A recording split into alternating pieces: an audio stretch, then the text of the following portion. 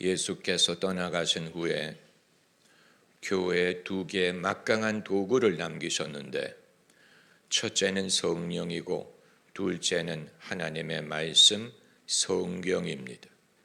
이 둘은 주님이 남기신 가장 막강한 무기로서 어느 시대든 어느 나라든 이 도구를 사용하면 100이면 100 교회가 승리할 수밖에 없는 강력한 도구입니다. 이게 새삼스러운 것이 아닙니까? 라고 말할 수 있지만, 시대 변화에 따라서 기독교가 수세에 몰리는 것 같고 교회가 수세에 몰리는 것 같고 신앙이 시세에 몰리는 것처럼 느껴지는 이유는 우리가 성령과 하나님의 말씀의 위력에 대한 확신을 상실하기 때문입니다. 여러분, 만일 우리가 큰일이 난 것처럼 생각을 한다면 그건 그 자체가 성령과 하나님의 말씀에 대한 확신을 상실했다는 증거고, 거기에 대한 믿음을 잃어버렸기 때문에 그런 것입니다. 여러분, 성령과 하나님의 말씀이 막강한 무기라고 말하는 것은 개개인의 은사의 여부나 재능과는 별개라는 말씀이에요.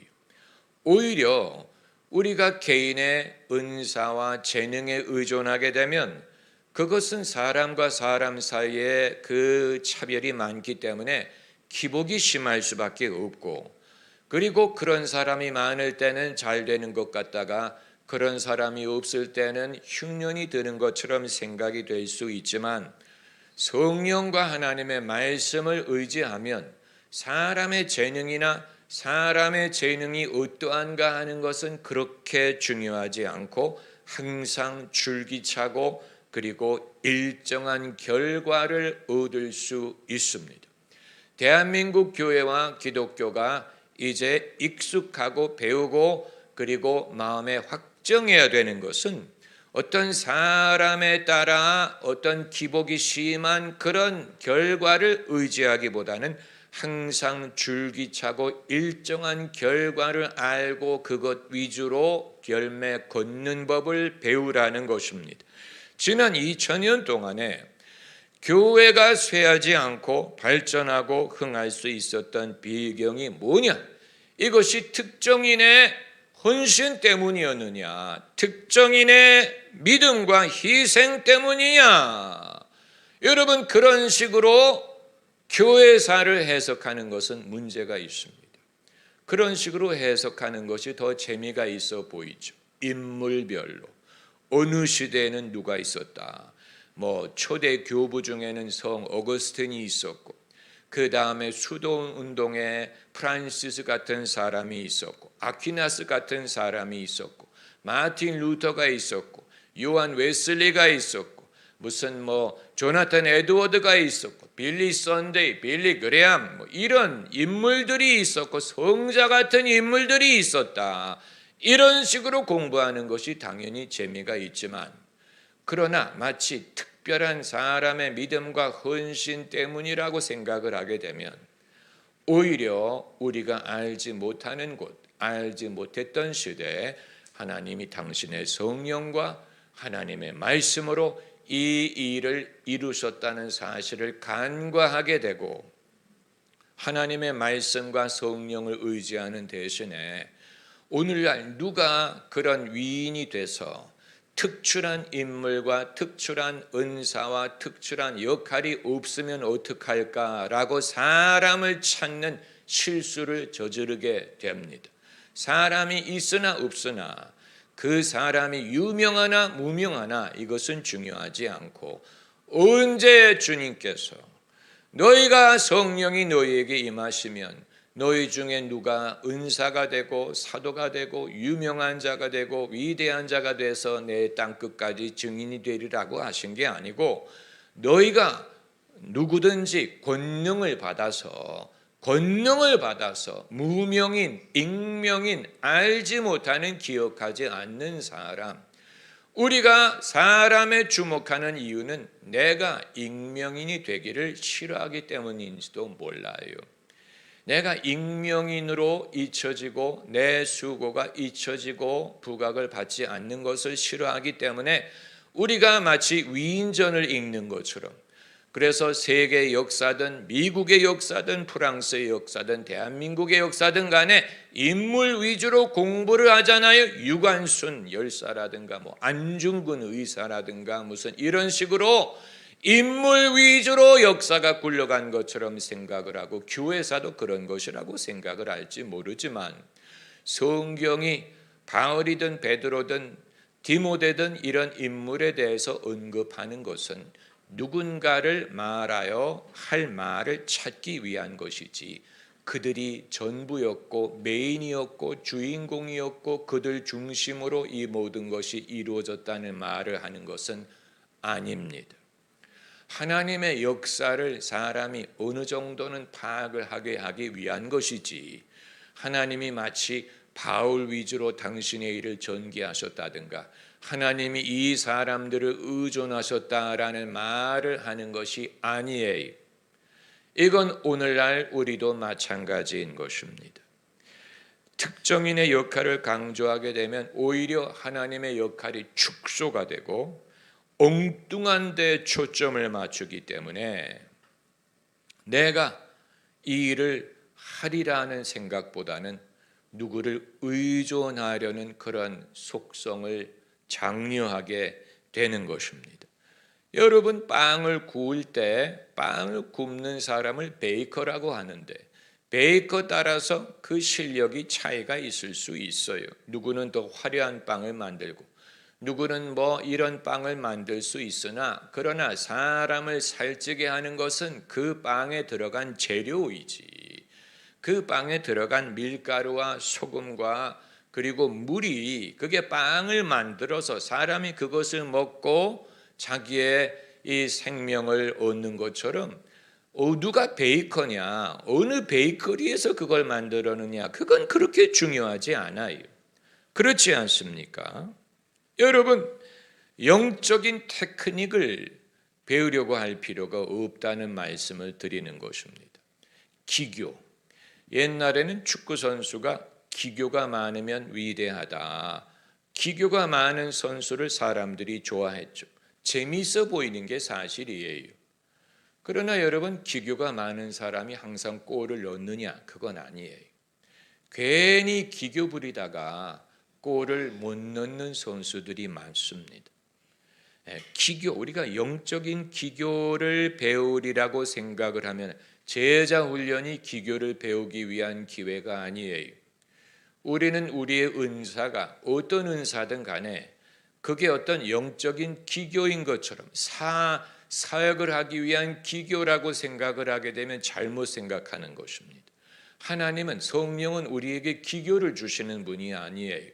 테크닉을 주시는 분이 아니고, 하나님은 성령 자신과 하나님의 말씀을 통해 일하십니다. 그렇기 때문에 오늘 본문에 하나님의 말씀은 살았고 운동력이 있어 검보다 예리하며 마음의 생각과 뜻을 감찰하시나니 지으신 것이 하나라도 나타나지 않음이 없고 눈앞에 벌거벗은 것처럼 드러난다. 감찰한다는 말은 노출한다, 엿듣는다, 사찰한다, 이런 뜻입니다. 여기에서 이제 우리가 생각하는 것은 내 숨은 생각을 감찰하는 주체가 누구냐 하는 거예요. 만약에 사람이 그 일을 한다고 했을 때 사실 얼마나 사생활이 노출이 되고 얼마나 충격적이겠어요. 사람이 내 숨은 것을 사찰한다고 생각을 하면 그것처럼 당황스러운 일이 없죠. 여러분은 그것을 원하시겠습니까? 그거야말로 프라이버시를 침해하는 것이죠.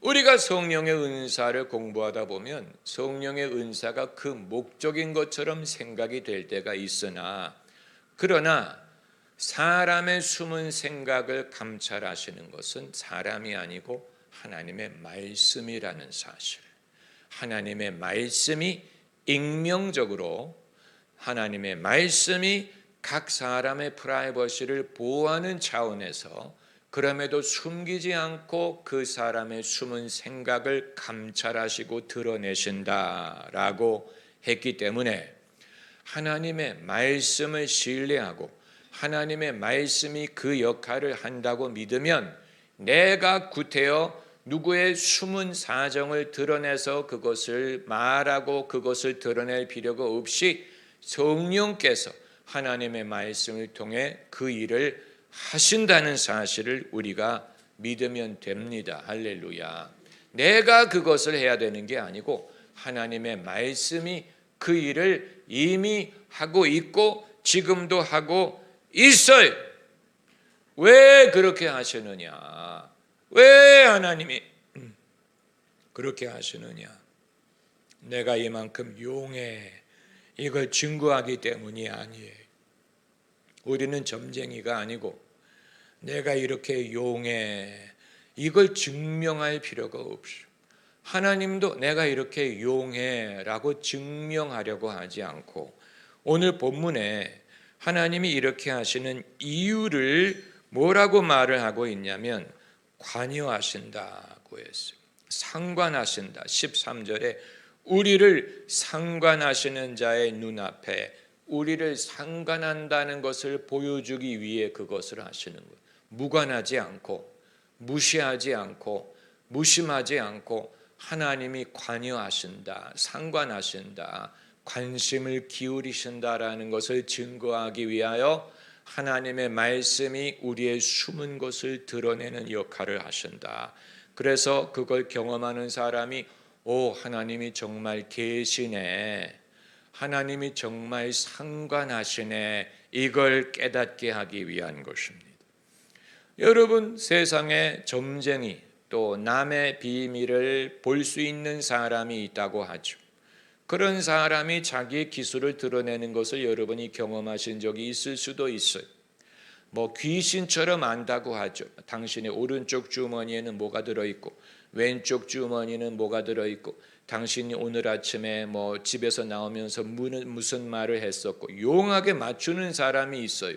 그러나 아무리 용하더라도 그 용한 점에는 어느 누구도 그 사람을 상관하는 그분의 인격이 느껴지지 않습니다. 그래서 어쩌라는 겁니까? 그래서 어쩌라는 것? 당신이 용해. 그래서 어쩌라는 것입니까? 거기에 어떤 회개가 옵니까? 감동이 옵니까? 하나님을 경험합니까? 믿음이 생깁니까? 하나님이 나를 도우신다는 것을 깨닫습니까? 아무런 역할이 없이 그냥 용하게 당신이 무슨 별자리가 사납다느니 당신이 귀 이런 어떤 것도 우리를 상관하시는 하나님을 경험하지 못한다면 그건 성령으로 말미암는 것이 아니고 우리가 그것을 예수님의 이름으로 배격해야 돼. 예수님의 이름으로 배격하는, 나는 하나님 이외에 다른 신에게 귀를 기울이지 않을 거야. 당신이 성령 이외에 다른 영으로 내게 하는 말을 내가 듣지 않을 거야. 내가 그것으로 인하여 내가 실족당하지 않을 거야. 나는 내게 말씀하시는 하나님의 음성만을 청종할 거야. 이게 우리의 의지와 결단이 필요한 것입니다. 하나님이 이렇게 하시는 이유는 상관하신다는 것을 깨닫게 하기 위한 것입니다. 다만 하나님의 말씀을 전하는 사람은 그 사실을 몰라도 됩니다. 이건 하나님이 당신의 말씀을 통해 그 사람과 1:1로 행하시는 것이기 때문에 전하는 사람이 그것을 알 필요가 없어. 전하는 사람은 전하기만 하면 돼. 그리고 익명적이기 때문에 이게 누구를 위한 것인지 내가 알 필요가 없고, 다만 이 일을 하기 위해서는 두 가지가 필요한데, 첫째는 여기에 대한 믿음이 필요한 거예요. 믿음이 필요한 거예요. 믿음이 있어야 내가 애를 쓰지 않기 때문에, 애를 쓰는 이유는 하나님의 말씀과 성령이 그 일을 하리라고 믿지 못하고 내가 어떻게든 해야 된다고 생각을 하기 때문에 내가 애를 쓰고 내가 힘이 들고 내가 무엇을 증명하려고 하는 시험에 빠지는 것인데, 하나님의 말씀과 성령이 그 일을 할 거라고 믿으면 하도록 내버려 두면 됩니다. 하나님이 하시도록 하면 돼요. 그게 내 역할이, 내가 하는 게 아니에요. 하나님의 말씀과 성령이 하는 것이기 때문에 하시도록 내버려 두면 됩니다. 내가 믿을수록 그걸 내버려 두기 때문에 나는 쉬운 것, 나는 편한 것, 나는 편하게 하고 내가 거기에 대해서 부담을 가질 필요가 없는 것, 결과에 대해서 내가 책임을 질 필요가 없는 것, 짐을 질 필요가 없는, 내가 하는 것이 아니기 때문에 하나님이 맡겨놓은 도구를 사용하는 것뿐이죠. 그리고 두 번째는 하나님의 말씀이 날쌘 검처럼 이 역할을 하려면 말씀을 전할 때 무슨 말을 할 것인지를 분명히 알고 전할 필요는 있습니다. 대충 하는 게 아니고, 그냥 대충 하는 게 아니고, 화살을 쏠 때 아무데나 쏘고 뭔가는 맞겠지라고 생각하면 안 되고, 내가 적어도 어디에 쏴야 될지를 최대한 분명히 알고 쏠 필요, 이건 우리가 이미 하고 있는 것입니다. 여러분이 편지를 쓸 때나 카톡을 보낼 때 그냥 대충 쓰지 않잖아요. 무슨 말을 할지를 생각하고 글을 다듬고 묵상하고 분명한 메시지가 떠오를 때까지 기다려서 그것을 전할 때 진실이 전달이 되는 것처럼 하나님의 말씀을 전할 때 과연 성령께서 어떤 말씀을 내게 감동하여 전하게 하시는지를 기다리고 묵상하고 그것이 마음속에 분명해질 때까지를 기다리는 훈련이 필요합니다. 이건 서둘러서는 안 됩니다. 기다릴 필요가 있어요. 기다려야 돼요. 분명히 떠오를 때까지, 가장 최대한 분명해질 때까지 묵상하고 또 생각하고, 이 작업은 훈련이 필요합니다.